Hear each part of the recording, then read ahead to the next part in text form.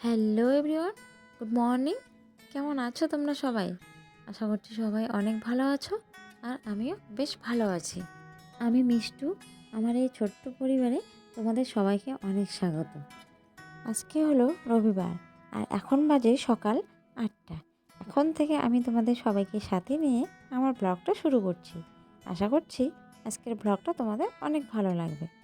তো সকাল সকাল একটু খিচুড়ি বানাচ্ছি মামামের জন্য, সবজি আর কোথায়, ওই গাজর আর টমেটো দিয়ে। তো একটু ঘি দিয়ে দিব, যখন নামিয়ে নেব তখন ঘি দিয়ে নেব। তো ভাবলাম শুধু মামামের জন্য বানাবো, তো সকাল সকাল একটু বেশি করে বানালে সবার জন্য জলখাবার হয়ে যায়, তাই একটু বেশি করে বানাচ্ছি। আর ভোগ চালের খিচুড়ি খুব সুন্দর, দেখতেও সুন্দর যেমন, খেতেও কিন্তু খুব সুন্দর হয়। তো বড়মশাই আর মাকে দিয়ে দিয়েছি, এখন আমি মামামকে খাইয়ে দেবো। সবাই একটু জলখাবার খেয়ে নিলাম ওই খিচুড়িটায়। খাওয়া দাওয়া করে আমি চলে এলাম রান্নাঘরে। তো আমার বড়মশাই মাছের ডিম নিয়ে আসছিলো কালকে, ডিমগুলো রেখে দিয়েছিলাম। ভাবছিলাম ডিমগুলো বড়া করে এই যে আলুগুলো দেখতে পাচ্ছ, এই আলু দিয়ে একটু হালকা ঝোল ঝোল করব, সাথে আছে সিম ভাজা। তো জালটা এতটাই বেশি হয়েছিল আগুনটা, যে একটা লাকড়ি আমার বের করে রাখতে হলো, তাই সাইডে রেখে দিলাম বের করে। তাতে না কী হয় বলো তো, উনানের যে সাইডটা আছে নোংরা হয়ে যায়। তো কালকে তো আমাদের নিরামিষ, কালকে মুছে নেব উনানটা। তারপরে চলে এলাম টিউবওয়েলে, কেননা খিচুড়ি খেয়েছিলাম, আর ওই যে খিচুড়িটা বানিয়েছিলাম, তো বাসনগুলো তো ধুয়ে রাখতে হবে। তো ওইদিকে রান্না কিন্তু উঠিয়েছি, রান্না হচ্ছে, আর এইদিকে আমি বাসন কুসন ধুয়ে নিতে আসলাম। তো যখন 12টার দিকে স্নান করবে, 12টার আগেই আমার রান্না কমপ্লিট করতে হবে। তো স্নান সেরে ওরা খেয়ে নেবে, তার জন্য তাড়াহুড়ো করে রান্না করছি। আর মাছের ডিমের বড়া ভাজতে একটু সময় লাগে, কেননা বেশি আছে বড়াটা ভাজলে ভেতরটা কাঁচা থেকে যাবে আর উপরটা পুড়ে যাবে, তাই একদম নিভে আছে বড়াটা ভেজে নিলাম। আর এই যে হাঁড়িটা দেখতে পেয়েছো না, এটা কিন্তু ভাতের হাঁড়ি ছিল না, এটাতে ছিল পিঠা রাখা।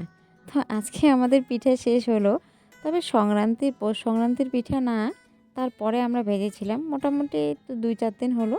তো হাঁড়িটাতে রেখে দেওয়া হয়েছিল, পিঠাটা শেষ হয়ে গেল, তাই আজকে হাঁড়িটা বের করে নিলাম। তারপরে সেদিন মশলা করেছিলাম, মিষ্টির বাটিগুলো যা আছে সেগুলো ধোয়া হয়নি, ভাবলাম সেগুলো ভালো করে ধুয়ে মেজে পরিষ্কার করে রাখি। সাথে মিষ্টিটা একটু, এটা তো আর জল দেওয়া যাবে না, তাই না? তো সাবান দিয়ে একটু মুছে নিয়ে তারপরে শুকনো কাপড় দিয়ে ভালো করে মুছে নিলাম। দেখো কত সুন্দর চকচকা হয়ে গেছে, একদম মনে হচ্ছে নতুনের মতন।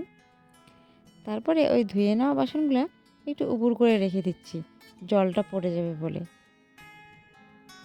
আর আমি কিন্তু রোজ দিনে যতবারই বাসন মাজি না কেন, এসে এই টেবিলটাতে এভাবে ওপর করে রেখে দিই।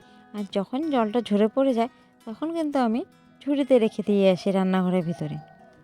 আর ওইদিকে কিন্তু আমার রান্না কমপ্লিট। এখন বেশি কিছু করলাম না, ওই আলুটা দিয়ে মাছের বড়াটা একটু রস রস করলাম, আর সিম কিন্তু ভাজলাম। সাথে ছিল 2টা মাছের মাথা, তোমাদের কালকে আমি বলেছিলাম যে মাছের মাথাটা আমি মুড়িঘণ্ট করব।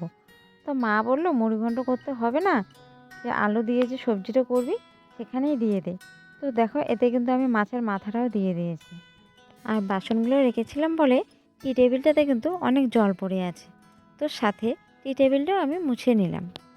তারপরে চলে এলাম বাইরে, দেখছি বাইরে উঠোনটাতে একটু পাতা পড়েছে। তো ভাবলাম না, ঝাড়টা দিয়ে নেই, তারপরে হাত মুখ ধুয়ে খেতে যাব। তো রান্না বান্না কমপ্লিট, ঘরটা ঝাড় দিয়ে রাখলাম, আর এই যে হাঁড়ি থেকে ভাত বের করে এখানে সব রাখলাম ভাত। আর এই হাঁড়িটা এখন আমি ধুয়ে নিয়ে আসবো, তো চলো ফটাফট ধুয়ে নিয়ে আসি। কড়াইটা কিন্তু আমি সবজিটা নামার পরে কড়াইটা সাত মেজে নিয়ে এনে রেখে দিয়েছি। আর হাঁড়িটা এখন আমি হাঁড়িটা কালি তুলবো না, তবে উপরে উপরে যতটা কালি তোলা যায় ততটা তুলবো, কেননা রোজ দিনে তো রান্না হয়, আর কালকে আমাদের নিরামিষ বলে আজকেই আমি সব বাসন কোসন একদম মেজে পরিষ্কার করে রেখে দেবো। কালকে শুধু উনানটা মুছে নেব। আর গরম কড়াই মাজলে না তাড়াতাড়ি দাগ উঠে যায়, এটা আমি নিজে প্রমাণ।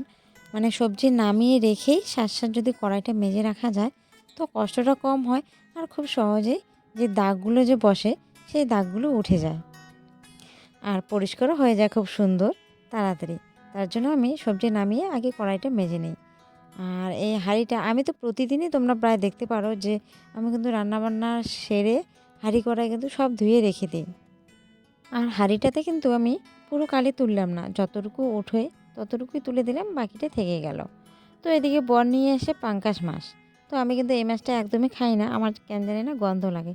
তো ওরা খুব ভালোবাসে, ওদের আমি বানিয়ে দেবো এটা মশলা মাখা। সাথে ওইদিকে একটু দুধটা গরম করে নিচ্ছি, কেননা আজকে দুধ এখনও গরম করা হয়নি। তো সেই দুপুরে ভাত খেয়েছি আমরা, তো বিকালে তো আর খাবো না। তো ভাবলাম পিঠে দিয়ে একটু চা খেয়ে নিই, আর শীতের দিন লাল চা খেতে কিন্তু বেশ ভালো লাগে। আর সাথে কিন্তু আমি গ্যাসটা পরিষ্কার করে রেখে দেব। তো আজকের ব্লগটা আমি এখানেই শেষ করছি। যদি কিছু ভালো লাগে থাকে আজকের ব্লগটাতে, তাহলে প্লিজ একটা লাইক করো, কমেন্ট করো, আর চ্যানেলটাকে সাবস্ক্রাইব করে আমার পাশে থেকো। যারা নতুন দেখছো তাদেরকেও অনেক ভালোবাসা, আর যারা আমার ভিডিওগুলো আগের থেকেই দেখছো তাদেরকে অনেক অনেক ভালোবাসা। সবাই এইভাবেই পাশে থেকো, আমাকে এইভাবে সাপোর্ট করো। বাই বাই, সবাই ভালো থেকো, সুস্থ থেকো।